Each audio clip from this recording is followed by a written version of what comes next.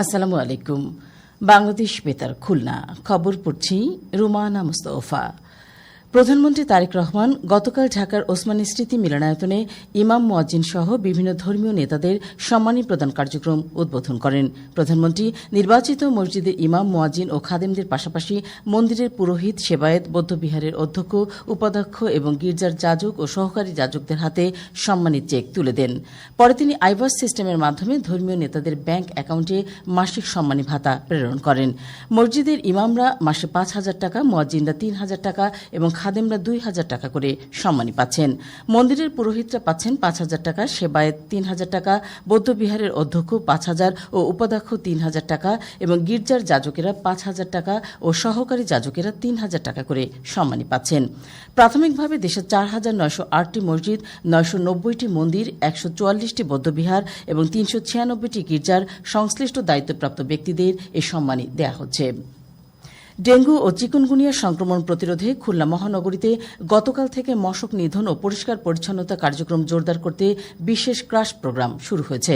Khulna city কর্পোরেশনের প্রশাসক নজরুল ইসলাম মঞ্জু নগরীর ২১ নম্বর ওয়ার্ডের এরশাদ আলী সরকারি প্রাথমিক বিদ্যালয় প্রাঙ্গণে আনুষ্ঠানিকভাবে ক্রাশ প্রোগ্রাম কর্মসূচির উদ্বোধন করেন।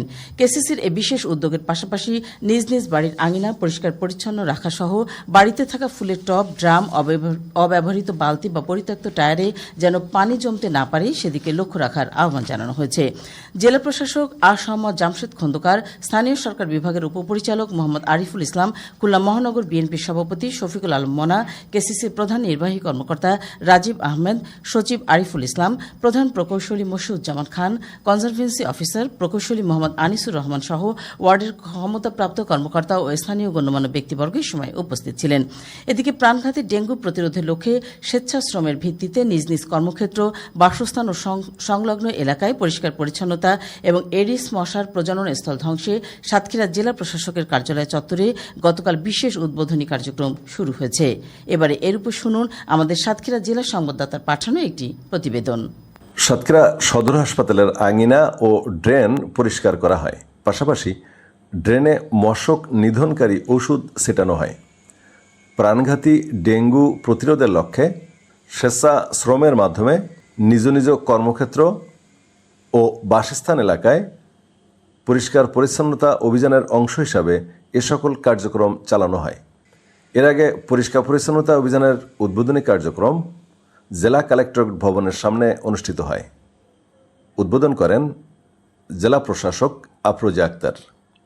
উদ্বোধনী বক্তব্যে তিনি বলেন, সারা দেশে মশাবাহিত যে রোগগুলোর মধ্যে তার মধ্যে ডেঙ্গু হচ্ছে অন্যতম একটি প্রাণঘাতী রোগ।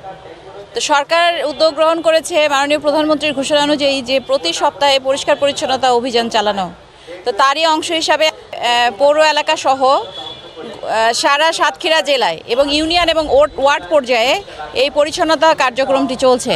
এ সময় সিভিল সার্জন আব্দুল সালাম, অতিরিক্ত জেলা প্রশাসক, পৌরসভা সিইও, সদর সার্কেলের অতিরিক্ত পুলিশ সুপার, রেড ক্রিসেন্ট সহ বিভিন্ন স্বেচ্ছাসেবী সংগঠনের কর্মীরা উপস্থিত ছিলেন। পরে একটি র্যালি জেলা কালেক্টরেট ভবনের সামনে থেকে শুরু হয়ে সদর হাসপাতালে শেষ হয়।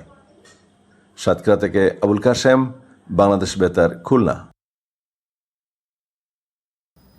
এছাড়া বাগেরহাট, যশোর, মাগুরা ও মেহেরপুরে অনুরূপ কর্মসূচি শুরু হয়েছে। পরিবেশ, বন ও জলবায়ু পরিবর্তন বিষয়ক প্রতিমন্ত্রী ড শেখ ফরিদুল ইসলাম বলেছেন, সবাই মিলে বাগেরহাট জেলার অবকাঠামো উন্নয়নের পাশাপাশি জলবায়ু পরিবর্তনের শিকার মানুষের ভাগ্য পরিবর্তনে কাজ করতে হবে। জলবায়ু পরিবর্তন ট্রাস্টের যেসব ফান্ড রয়েছে সেগুলো পাহাড়ি অঞ্চল ও উত্তরবঙ্গের বিভিন্ন এলাকায় ব্যবহার করা হচ্ছে। তিনি গতকাল সন্ধ্যায় বাগেরহাট জেলা পরিষদ অডিটোরিয়ামে বাগেরহাট প্রেস ক্লাব আয়োজিত ইফতার মাহফিলে প্রধান অতিথির বক্তৃতায় একথা বলেন। প্রতিমন্ত্রী বলেন, বাগেরহাটের সংসদ সদস্যরা মিলে বাগেরহাটকে মাদকমুক্ত করার চেষ্টা করতে হবে। সেই সাথে বাগেরহাটের উন্নয়নে সবাইকে একযোগে কাজ করার প্রতিজ্ঞাবদ্ধ হতে হবে। সংসদ সদস্য মাওলানা মশিউর রহমান, শেখ মঞ্জুরুল হক রাহাত ও সংসদ সদস্য অধ্যক্ষ মোহাম্মদ আব্দুল আলিম ইফতার মাহফিলে বিশেষ অতিথি ছিলেন। বাগেরহাট প্রেস ক্লাবের সভাপতি আবু সায়েদ শুনুর সভাপতিতে পুলিশ সুপার হাসান চৌধুরী, অতিরিক্ত জেলা ম্যাজিস্ট্রেট মেজবা উদ্দিন, জেলা বিএনপির আহ্বায়ক এটিএম আকরাম হোসেন তালিম, জেলা বিএনপির সাবেক সভাপতি এম এ সালাম ও জেলা জামাতের নায়েবে আমির অ্যাডভোকেট আব্দুল ওয়াদুদ সহ বিভিন্ন রাজনৈতিক, সামাজিক ও সাংস্কৃতিক সংগঠনের নেতৃবৃন্দ এ সময় উপস্থিত ছিলেন। পবিত্র মাহে রমজান উপলক্ষে খুলনা মহানগর বিএনপির উদ্যোগে নগরীর জেলা আউটার স্টেডিয়ামে গতকাল ইফতার ও দোয়া মাহফিল অনুষ্ঠিত হয়। খুলনা সিটি কর্পোরেশনের প্রশাসক নজরুল ইসলাম মঞ্জু এতে প্রধান অতিথি ছিলেন। মহানগর বিএনপি সভাপতি অ্যাডভোকেট শফিকুল আলম মনার সভাপতিত্বে এবং সাধারণ সম্পাদক শফিকুল আলম তুহিনের সঞ্চালনায় অনুষ্ঠানে সংসদ সদস্য আমির এজাজ খান, সংসদ সদস্য অ্যাডভোকেট জাহাঙ্গীর হোসেন হেলাল, নগর বিএনপির সাবেক সাধারণ সম্পাদক বীর মুক্তিযোদ্ধা মনিরুজ্জামান মনি, খুলনা বিশ্ববিদ্যালয়ের উপাচার্য ডক্টর প্রফেসর হারুনুর রশিদ খান, জেলা বিএনপির আহ্বায়ক মনিরুজ্জামান মন্টু, সদস্য সচিব শেখ আবু হোসেন বাবু, সাবেক সংসদ সদস্য শেখ মুজিবুর রহমান ও খুলনা প্রেস ক্লাবের আহ্বায়ক এনামুল হক সহ নগরীর বিশিষ্ট ব্যক্তিবর্গ ও রাজনৈতিক নেতৃবৃন্দ ইফতার মাহফিলে অংশ নেন। বর্ডার গার্ড বাংলাদেশ বিজিবির একটি দল গতকাল যশোরের বেনাপোল, আমরাখালী ও হিজালদি সীমান্তে অভিযান চালিয়ে ৯,৭৬,৪২,০০০ টাকা মূল্যের মাদকদ্রব্য সহ অন্যান্য মালামাল জব্দ করেছে। জব্দকৃত মালামাল বেনাপোল কাস্টমস হাউসে জমা দেওয়া হয়েছে এবং এ ব্যাপারে সংশ্লিষ্ট থানায় মামলা দায়ের করা হয়েছে। খেলার খবর ক্রিকেট। সাতক্ষীরা দেবহাটা উপজেলা ফুটবল মাঠে স্টার ক্রিকেট লিগ টুর্নামেন্টের গতকালের খেলায় পাটোয়ারি ওয়ারিয়র্স ক্রিকেট একাদশ ৩ উইকেটে ভাই ভাই ক্রিকেট একাদশকে পরাজিত করেছে।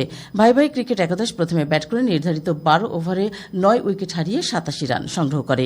জবাবে পাটোয়ারি ওয়ারিয়র্স ক্রিকেট একাদশ ৯ ওভার ১ বলে ৭ উইকেট হারিয়ে জয়ের লক্ষ্যে পৌঁছে যায়। আজ ২৫শে রমজান। খুলনা মহানগর ও এর পার্শ্ববর্তী এলাকায় ইফতার সন্ধ্যে ৬টা ১৫ মিনিটে এবং আগামীকাল সাহারি শেষ সময় ভোর ৪টা ৫১ মিনিট। সবশেষে আবহাওয়া। আজ বেলা ১টা পর্যন্ত পূর্বাভাসে বলা হয়েছে রংপুর, ময়মনসিংহ, কুমিল্লা ও সিলেট অঞ্চলে পশ্চিম উত্তর পশ্চিম দিক থেকে অস্থায়ীভাবে ঘণ্টায় ৬০ থেকে ৮০ কিলোমিটার বেগে দমকা থেকে ঝোড়ো হাওয়া বয়ে যেতে পারে। সেই সঙ্গে বৃষ্টি অথবা বজ্রসহ বৃষ্টিপাতের সম্ভাবনা রয়েছে। এসব এলাকার নদীবন্দর সমূহকে ২ নম্বর নৌ হুঁশিয়ারি সংকেত দেখাতে বলা হয়েছে। খবর শেষ হল। আমাদের পরবর্তী খবর প্রচারিত হবে দুপুর ১২টা ১০ মিনিটে বাংলায়।